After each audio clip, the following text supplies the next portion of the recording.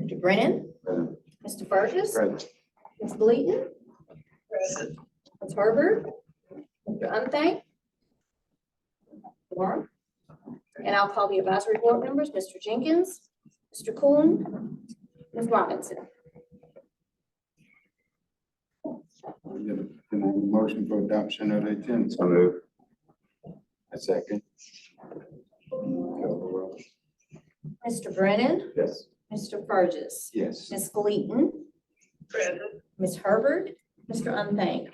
Motion carries on the agenda. Midland Transit Riders Association update. Mr. Seymour.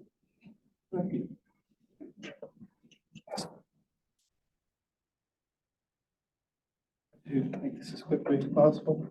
Thank you again for letting me speak today. Previous meeting, I did bring up the topic of the number 501 and 701, and Ms. Bowers was kind enough to give me the information on why that's occurring. And so I want to thank you for that. However, there is still a concern, and I did relate that to the riders. There is, however, still a concern as to when, since the buses have been moved, as to where they drop off and pick up, as to where they will turn before they drop off and after they pick up. And if you have any written information and stuff on that, that would be appreciated. Something that I could relate to them. This is just something that has, come to me over the past couple of days. I know that you are training new drivers, and Walter, Charles Gossett, one of our members, I'm sure you're familiar with, asked me to mention that yesterday, for the second or third time, there was a different 501 driver. Because that and the driver that was driving, even though he rang the bell, did not stop to leave. And he said, "This is the second or third time this has happened. Please bring this up to me." So I'm just asking that you emphasize when you train. I know you're training a lot of drivers. If you would address that, there are regulars, they get off. And some drivers actually know the regulars know it's off automatically because they had a hard day at work and they may fall asleep, but they'll say, "Well, we're stopping." The riders are still concerned and have asked me, and I brought this up at the board meeting, about the announcement. What's my time? Okay, I'll just finish up. About the announcement system that we discussed. I understand that you have it so that the drivers can't turn it up because it's automated. Like I said, we not only have blind people, but we do have hearing impaired. So we would like some update on that, kept in contact with that. And also there was the status of the number 4 bus that seemed to concern some people. They have not seen it. Thank you. Thank you. Mr. Seymour. So, Ms. Herbert has joined. okay, is anybody from Davidson, Florida? No, sir. Mr. Burgess, I don't think we approved the minutes either. We adopted the agenda, but we did not approve the Item minutes. 3. No. So, Item 3, right? Oh, we didn't know. yes. Sorry about that. Motion to approve adoption of minutes. Second. I'll call the roll. Mr. Brennan, Yes. Mr. Burgess, Yes. Ms. Gleaton, Yes. Ms. Herbert, Yes. Unthank. Motion carries for the minutes. And now the number 5. Yes.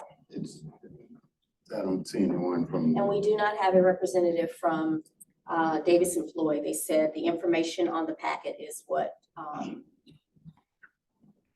is being reported. Okay. So we have Mr. Cooksey. Yes, good afternoon, everyone. I will focus on our just the highlights or our performance indicators. Before I say that, I'd like to just congratulate Mr. Stanley Burrell, 33-year operator for Employee of the Month. He's a member of our ATU Union 610. He's an elected board member, and I would say a good partner in reference to focusing on safety initiatives. So I want to say congratulations to Mr. Stanley Burrell. Looking at our indicators for the month, we'll start with our on-time performance. Slight decrease versus last month, 1.74%. Para also slightly down. I will say though, however, we did have a service change on Sunday.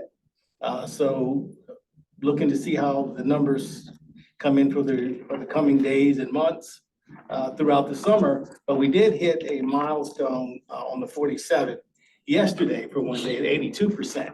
So, which is a much improvement over what we have previously done. So happy to see that. And Mr. Mack has been tracking that with some of the adjustments made there. Miles between road call, we just missed our target by 467 miles. So we were really close. We had some challenges this month with, we had some transport issues, rear end issues and AC, which we are gearing up for the summer for ACs. We've ordered a lot of parts. We just missed it this time. It'll be challenging going forward as our fleet ages and things pop up. But however, we're that close, and we'll definitely keep an eye on that. Customer complaints, we met our target in that area. And there were some outstanding in reference to that needed investigation. In reference to our pass ups, we had 14 that we registered. 57% of those were invalid. So there were still a few that by the time we pull this report, that we'll need to continue to actually follow up on. Preventable accidents, what we have seen, and I mentioned previously as far as accidents, we've seen an uptick this year in reference to people hitting the bus, when we say non-preventable. So I think this is a great opportunity throughout the summer to maybe partner with the comment on a public campaign, just making people aware, hey, the bus is there. And more of a distracted driving thing. A lot of times people are texting, they're doing all types of things in their vehicles. So we've seen that uptick. The rest of the information is in the packet. I'm open for any additional questions. Yes, training Yes. and missed stops. Are you notified of missed stops when they happen? We are. So if a person, they call in for sure.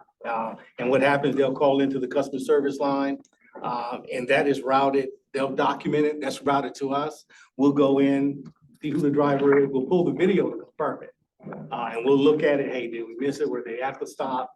Again, historically, we found about 50% of those are on average 40 are not valid. Like the person was either never there or they were so far from the stop, you couldn't really deem it as a pass up. But we are notified and we investigate that as it comes in.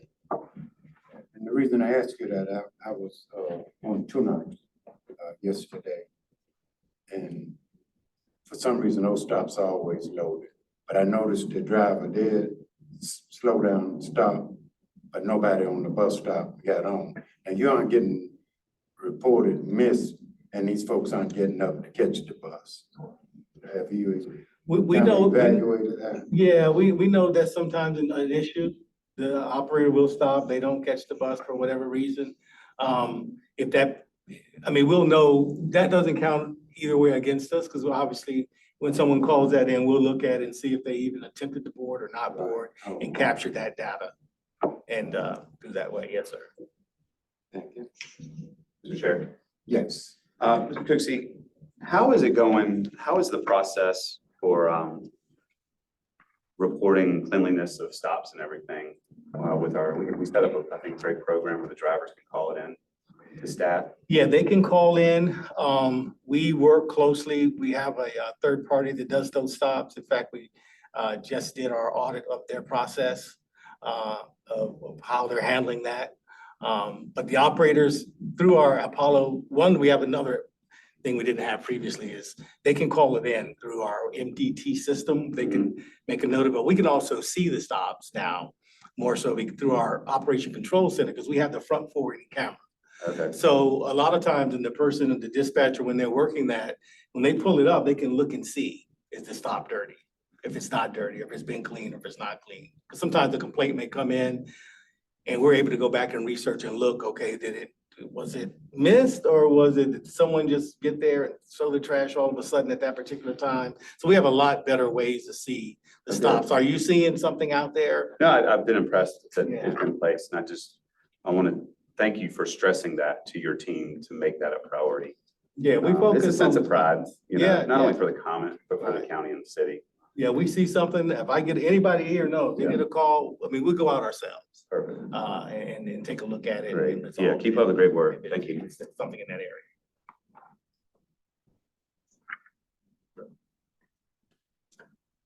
For the executive director updates. Thank you, Mr. Chairman. I did receive a quote back. I do not have that in front of me for the Lucius and River, and it is not much more than what the initial quote was for what they were going to do. So we can move forward with that. It's just over $30,000. Ms. Chair. Yes. And that is considered, just for my understanding, as a project change order. Correct. Thank Yes, you. sir. Now, legal is still involved in that, right? Yes, sir. I don't know. But, you know, we're just discussing it. You know, what can we do about it, right? Not it. About it. Okay. Any old business? Mr. Chairman, Director Pearl, do you have any update on the research into ridership programs? The free ridership programs, kind of those categories we talked about? We have looked at that and discussed that. We can definitely move forward towards some of those programs. And that's 55 and older, and reviewing those and making sure that they fall under FDA guidelines, and that it doesn't affect any other service. And I want Sorry. to be clear, my intention was for bus ridership Yes, for those programs, not the specific niche programs that we do, as we discussed. yes. Okay. Yeah, but we'll follow up with that. We've also discussed potentially doing some segmented areas or area blocks. So an 8 to 10 area block that may be free ridership, that is more specifically in the downtown area. Or if there are other areas that are out there that would garner more ridership, where if you get picked up in that area, so anywhere downtown in an 8 to 10 block region, that fare would be at no charge. Or there's a lot of different programs that we can look at. Plus, we'll reach out to other transit systems as well. So we'll have a report back. How do we determine contact to employers to get their feedback on their needs for transportation for their employees? Is that a direct, our staff reaches out to them? Yes. I mean, do we work, HR associations, stuff like that? Yes, and marketing is heavily integrated into that. Okay. And their ability to reach out and to those businesses. Okay, I just think it's important for us to have a pulse on the needs of our large employers and kind of the timeframes, to your point, at 8 to 10. How can we help the transit system work for them? So thank you for that. Yes, sir. Let me ask you something. Can that information be acquired from the workplace to state? If you're looking for employees, wouldn't you? Because I noticed they're setting up shop all over town now. Even got a workplace thing on at Benedict's computers tonight. Department of Employment Workforce do. And I saw one somewhere else, like they decentralizing or just overwhelmed. But I'm wondering if anybody there would project that when these companies come for employees, that they, just say something about the bus ridership. Absolutely, we can, if we already don't have a relationship with them, we can develop that relationship and make sure that they're aware of that. Very good. And of our programs. That's a great idea. Thank you, sir. I got one other thing. Now, we do this program with Richmond 1 and Richmond 2, but we have no way of capturing that data, do we? How many students are using that service? I'm thinking we are able to capture that on the fare box when they key them in. As if, Yeah, I think there's a certain code. yeah, Actually, that's through us, through the comment Right. with the free ridership with the schools and the different medical facilities. So I think that's captured on the fare box with a certain code. So they aren't really using it, because I don't ever hear anything about it. Are we getting a lot of students from either one of those?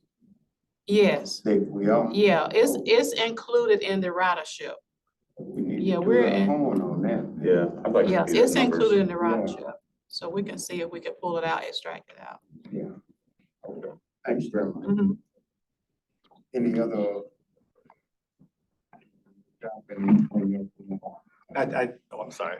Go ahead, Brad. So with the student population, we're in summer for USC now. What's the change in operation for the USC routes? Is there any? There is, it's a reduced service, routes. I think we're running with 3 to 4 routes. Three rounds. Five total. Yeah, so it's a, Five from what? it's the pieces of different work that we're covering. So it's a fair amount of reduction for the summer months that we run on a consistent basis every day. Yeah. So, There's extra buses parked. Where they get parked? yes, They get a little breather? All right. they get a little breather. Gotcha. Thank you. So, Thanks about USC. Let me ask you. Now, I see all these buses down on Hardin Street Extension. Those are USC drivers, right? With those buses. That, you talking about parked? Yeah, I think that's a private fleet. yeah, I don't think We don't have- It's parked in that lot? Yeah, that gravel lot. Yeah, that's That's, USC's. yeah, that's Yeah, not ours. that's not Oh, ours. well. Yeah. But they are coordinated with ours, we have no connections with that. We have no control. Oh, okay. Yeah. No control.